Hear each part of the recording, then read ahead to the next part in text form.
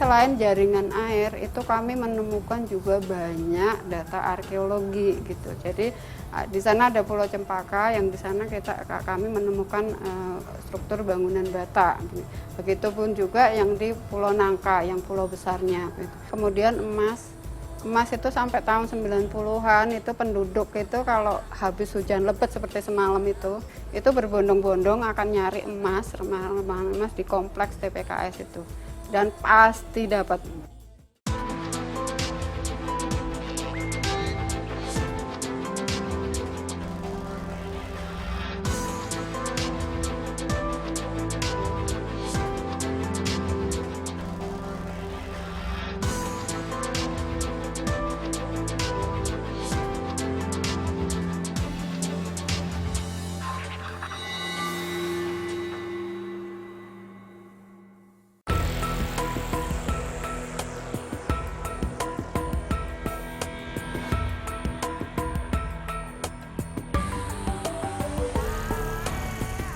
Berdasarkan Prasasti Kedukan Bukit yang berangkat tahun 16 Juni 682 Masehi, ibu kota Sumatera Selatan bisa jadi merupakan kota tertua di Indonesia. Pada masa itu, penguasa Sriwijaya mendirikan Wanua atau kota dikelilingi air yang sekarang dikenal dengan nama Kota Palembang. Halo. Hai. Oh ya, kalian tahu nggak sih kerajaan Sriwijaya? Iya, tahu. Nah, kalau untuk peninggalan-peninggalannya kalian tahu nggak ada di mana aja? Tahu, ada di Bukit Cibuntang, terus Candi Muara Taku, terus di Bali juga ada. Wah, ternyata anak-anak muda Palembang pengetahuan sejarahnya oke juga ya. Salut deh! Selain jembatan Ampera yang menjadi ikon kota Palembang, ternyata kota ini juga dijuluki sebagai Bumi Sriwijaya. Nama Sriwijaya pun merupakan nama kerajaan terbesar yang dahulunya diyakini pernah berlokasi di kota ini. Sejarah Palembang tentu saja tidak bisa dipisahkan dari kisah kejayaan kemaharajaan Bahari yang pernah menguasai Pulau Sumatera, yaitu Sriwijaya.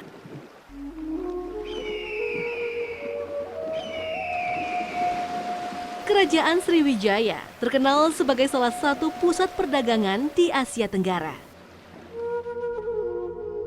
dan menjadi pengendali jalur perdagangan antara India dan Tiongkok. Sungai sebagai lalu lintas perdagangan dan transportasi tentu saja menjadi sarana vital yang mendukung perkembangan Sriwijaya sebagai kerajaan bahari.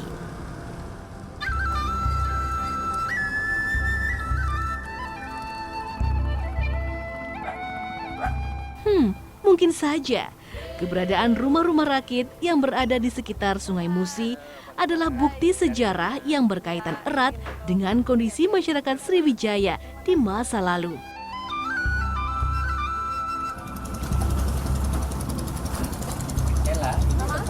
Oh, ini depannya. Rumah rakit adalah bentuk rumah tertua yang ada di Palembang dan mungkin sudah ada pada zaman kerajaan Sriwijaya. Pada zaman Kesultanan Palembang, semua warga asing harus menetap di atas rakit, termasuk warga Cina dan juga Belanda. Seorang musafir Tiongkok bernama Chow Jukua yang pernah berkunjung ke Sriwijaya pada abad ke-14 berkisah tentang kondisi Sriwijaya dalam catatan-catatannya. Menurutnya, Sriwijaya terletak di Laut Selatan dan menguasai jalur perdagangan. Pelabuhannya menggunakan rantai besi untuk menahan serangan bajak laut.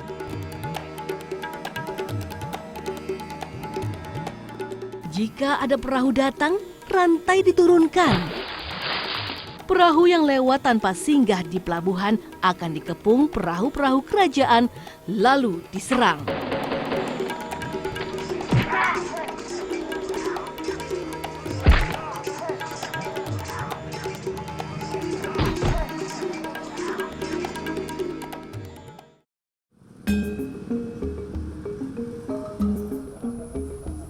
Wah, kisah kejayaan Sriwijaya sungguh membuat saya penasaran. Bagaimana jika kita telusuri jejak-jejak kebesarannya yang masih tersisa? Di kawasan Taman Purbakala Kerajaan Sriwijaya atau yang disebut juga Situs Karanganyar.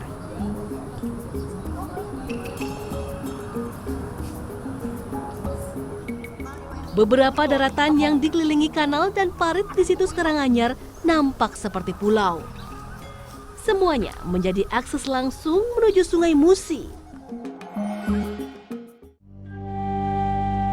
Situs Karanganyar diduga merupakan kawasan permukiman masa lalu yang menjadi bukti pusat kerajaan Sriwijaya ada di kota Palembang. Selain jaringan air, itu kami menemukan juga banyak data arkeologi gitu. Jadi di sana ada Pulau Cempaka, yang di sana kami menemukan struktur bangunan bata. Begitupun juga yang di Pulau Nangka, yang pulau besarnya. Gitu. Kemudian emas itu sampai tahun 90-an itu penduduk itu kalau habis hujan lebat seperti semalam itu berbondong-bondong akan nyari emas di kompleks TPKS itu. Dan pasti dapat.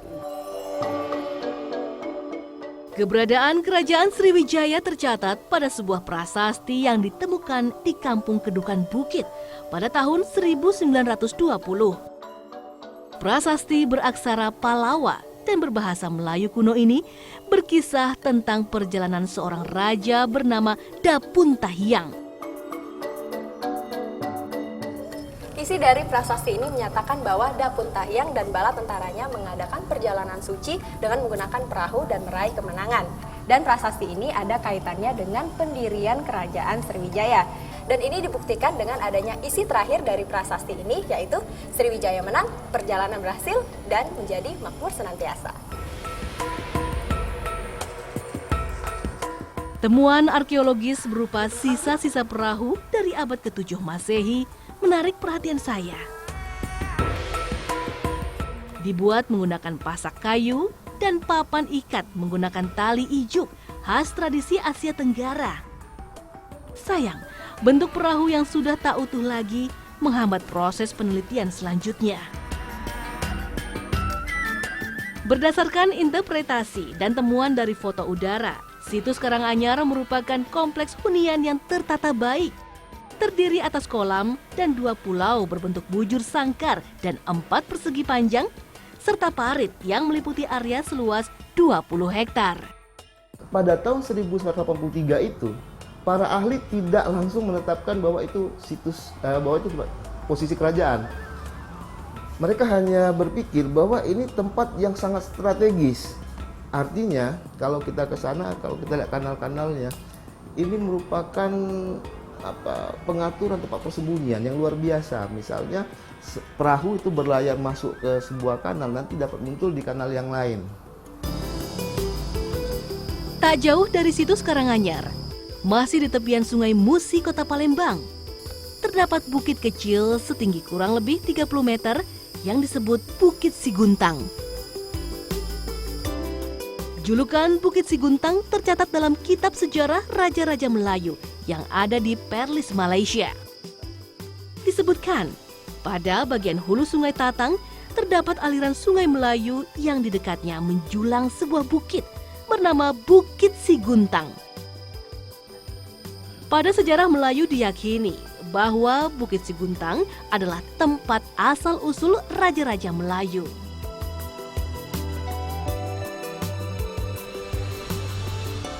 Bukti yang ada mengindikasikan jika Bukit Siguntang adalah lokasi peribadatan umat Buddha masa Sriwijaya.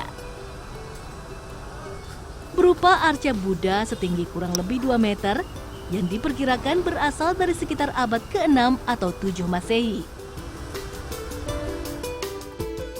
Keramik-keramik Cina dari masa dinasti Tang sampai Sung banyak dijumpai para peneliti di Bukit Siguntang. Temuan struktur batu bata kuno hasil penelitian Balai Arkeologi Palembang beberapa tahun terakhir menjadi fakta yang memperkuat keberadaan sebentuk bangunan peribadatan bagi umat Buddha.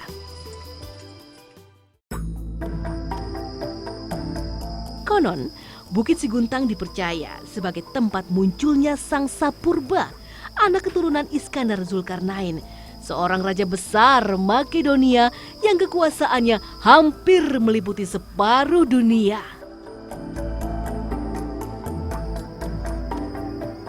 Pada puncak Siguntang terdapat beberapa makam yang dikaitkan dengan tokoh-tokoh penting kerajaan Melayu dan Sriwijaya. Assalamualaikum. Salah satunya yang dikeramatkan adalah makam Raja Sigentar Alam. Kebenaran tentang sosok-sosok yang dimakamkan di puncak Bukit Siguntang memang masih menjadi misteri. Nah ini yang ya agak susah juga menjelaskan untuk makam-makam yang sekarang ada di Bukit Siguntang gitu. Itu kalau masyarakat atau bahkan juru kunci sekarang akan mengatakan bahwa ini makam-makam Islam gitu. Tapi kalau ini makam Islam itu justru ada beberapa makam yang dari arah hadapnya saja itu bukan Islam gitu. Karena ada yang kalau Islam kan pasti utara selatan gitu. Ini ya karena kan harus menghadap ke kiblat gitu. Nah ini justru ada yang ininya polanya barat timur gitu. Jadi ini apa, dan dari tokoh-tokoh yang katakanlah ada Putri Kembang Dadar, ada Raja Sigentar Alam, kemudian ada Putri Pangeran Junjungan, Pangeran Batu Api, Rambut Selako dan segala macam. Itu dalam sejarah itu nama-nama itu tidak dikenal gitu.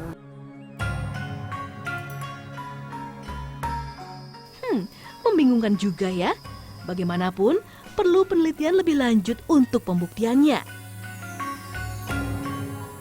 Jangan kemana-mana, tetap di Titik Peradaban.